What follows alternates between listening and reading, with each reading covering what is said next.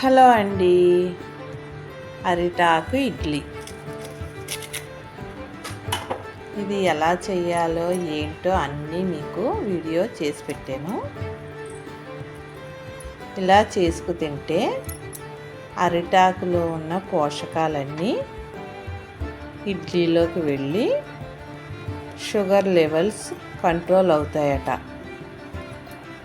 ఇది నాకు ఎలా తెలుసు అంటే, మా ఇంటి పక్కన కేరళ వాళ్ళు ఉన్నారు. వాళ్ళ ఊరుల్లో ఇలాగే తింటారట. అక్కడ ఎక్కువ అరిటాకు, కొబ్బరి ఎక్కువ యూజ్ చేస్తారు. అందుకనే మేము హెల్తీగా ఉంటాము అని చెప్పారు. మీరు కూడా అరిటాకులు ఉన్నవాళ్ళు కంపల్సరీ ఇలా తినండి.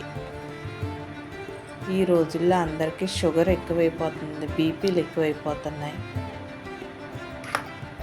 మన చేతిలో ఉన్నాయి, మనం యూజ్ చేసుకోవాలి కదండి. అందుకని ఇలా ట్రై చేసుకుని తినండి.